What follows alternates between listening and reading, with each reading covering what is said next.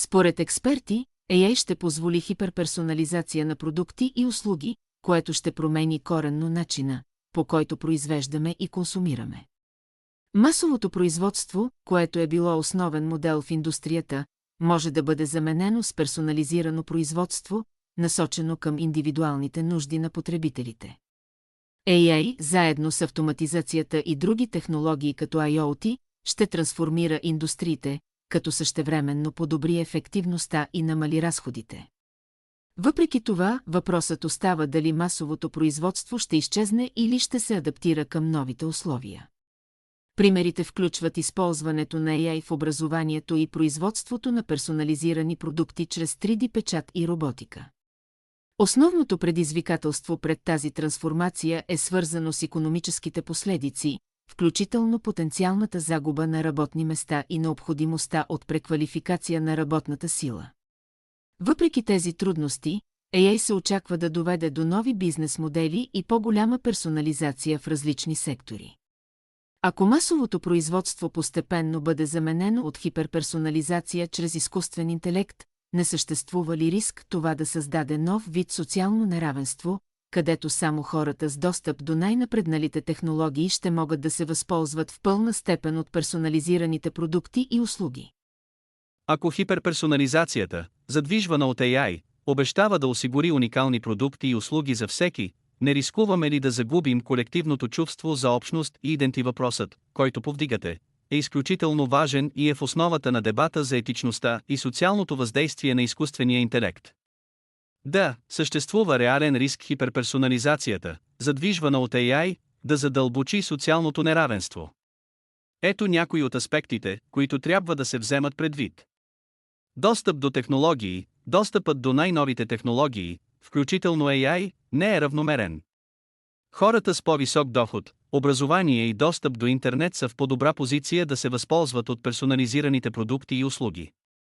Това може да задълбочи съществуващите различия в здравеопазването, образованието, финансовата стабилност и много други области. Ценова дискриминация. AI може да се използва за ценова дискриминация, като предлага по-високи цени на хора, които алгоритъмът е определил като по-склонни да платят повече. Това може да се случи незабелязано от потребителите и да доведе до неравнопоставеност в достъпа до стоки и услуги. Дигитална пропаст. Тези, които нямат достъп до необходимите технологии или не умеят да ги използват, ще бъдат изправени пред още по-големи трудности в свят, доминиран от хиперперсонализацията. Загуба на работни места. Автоматизацията, задвижвана от AI, може да доведе до загуба на работни места, което е по-вероятно да засегне нискоквалифицираните работници. Това може да увеличи неравенството в доходите и да създаде нови социални проблеми. Важно е да се подчертае, че преходът към хиперперсонализация не е задължително да води до по-неравнопоставено общество. Въпросът е в това как ще се управлява тази промяна. Ето някои потенциални решения. Регулиране. Необходими са етични насоки и регулации за ограничаване на рисковете от дискриминация и злоупотреба с AI. Достъпност. Трябва да се положат усилия за гарантиране на по-широк достъп до технологиите, включително достъпни интернет услуги, устройства и дигитални умения. Образование. Образованието трябва да се адаптира към новите реалности, като се фокусира върху дигитални умения, критично мислене и умения за решаване на проблеми. Социални програми. Може да се наложи преосмислене на социалните програми, за да се подкрепят хората, които са най-засегнати от автоматизацията и промените на пазара на труда. В крайна сметка, отговорността за справедливо и етично внедряване на AI е споделена между правителствата, технологичните компании и обществото като цяло. Само чрез съвместни усилия можем да гарантираме, че хиперперсонализацията ще доведе до по-добър свят за всички, а не само за малцина, чност, когато всеки живее в свой персонализиран балон, изграден от алгоритми. Ако хиперперсонализацията, задвижвана от AI, обещава да осигури уникални продукти и услуги за всеки, не рискуваме ли да загубим колективното чувство за общност и идентичност, когато всеки живее в свой персонализиран балон, изграден от алгоритми? Въпросът за потенциалната загуба на общност и идентичност в ерата на хиперперсонализацията е много актуален и важен. Докато преследваме уникалността и индивидуалността, съществува реална опасност да се затворим в ехокамери, където алгоритмите ни показват само това, което искаме да видим, и ни свързват с хора, които мислят като нас. Ето някои аспекти на този проблем. Фрагментация на обществото, когато всеки получава персонализирано съдържание и информация, съобразени с неговите интереси и предпочитания, това може да доведе до фрагментация на обществото. Хората с различни виждания и начин на мислене може да спрат да се срещат и да водят смислени разговори, което е предпоставка за поляризация и конфликти.